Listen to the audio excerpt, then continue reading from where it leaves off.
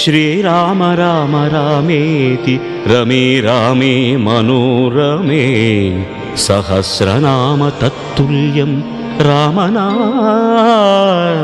वरानने इति श्रीबुधकौशिकमुनिविरचितं श्रीरामरक्षास्तोत्रं सम्पूर्णम्।